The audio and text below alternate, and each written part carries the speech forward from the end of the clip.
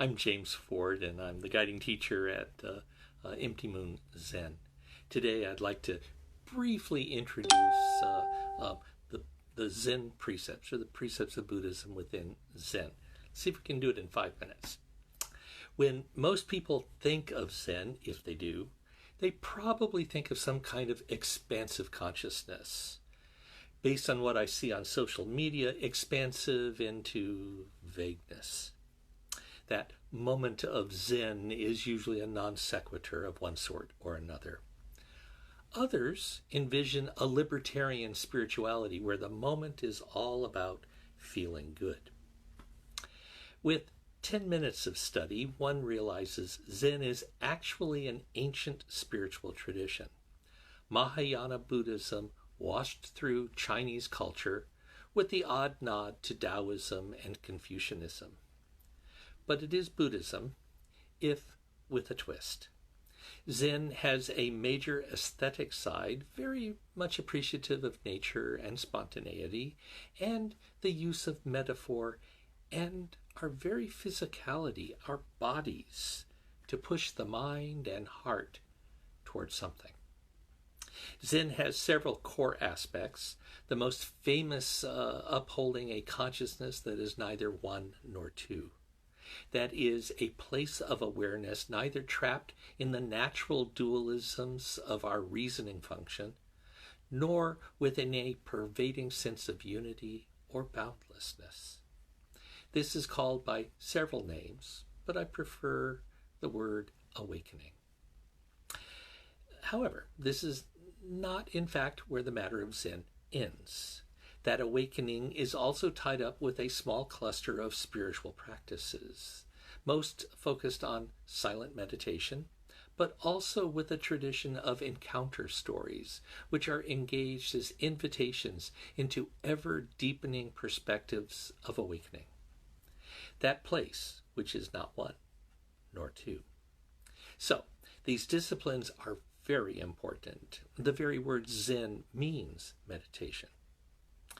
These two facets, an awakened heart or mind, and a cluster of disciplines, almost enough to make a stool. And, fortunately, there is a third leg. Beyond that sense of awakening and spiritual practices, there are the precepts. The precepts can be seen as moral imperatives, not unlike the 10 Commandments. These are the three aspects, the three legs of Zen. Awakening and the practices and the precepts. While precepts are common to all Buddhisms, within Zen they take on some unique shades of emphasis. Here I want to limit myself to talking about the core 5, a little cheating for that 5 minutes thing.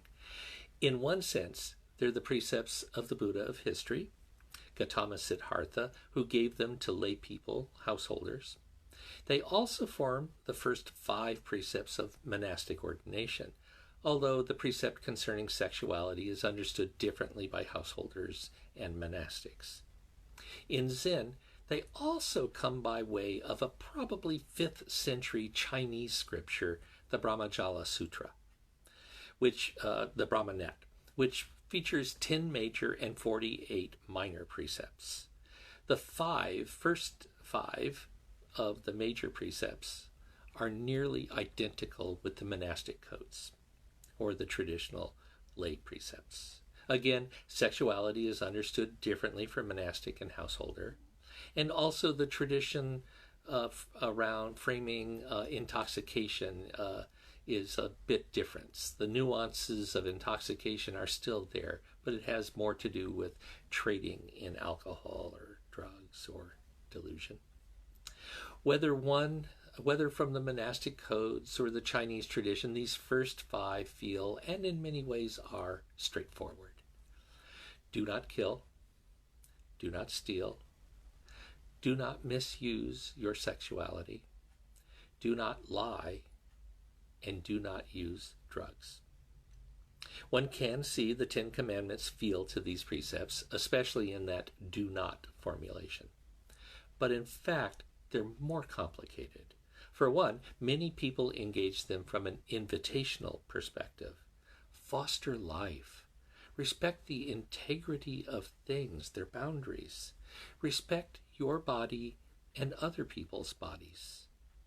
Speak truthfully and live into your clarity of experience and vision. Of course, that's nowhere near the end of the matter. When we think of them as part of that three-legged stool of the intimate way, of the path of awakened hearts, their significance becomes clearer.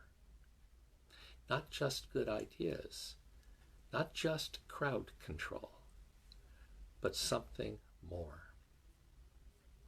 One of the great gifts of Zen is that physicality, the acknowledgement we are bodies. We don't occupy our bodies for a while. We are our bodies. Zen isn't overly concerned with larger views of post-mortem existences. It has no problem with the larger Buddhist story of cycles of suffering and the dream of release.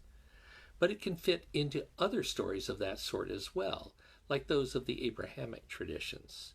Because the stories matter less than who we are in this moment, the one that is a body, and how we live with it. So, sometimes the precepts are just rules. There are times in our lives when we just need rules. But they can also be descriptive of what the awakened life looks like. They describe the bodhisattva heart. They show the great vow of our going together. All beings, one body. One body, all beings. The precepts of Zen speak to the intimate way, a path we walk together.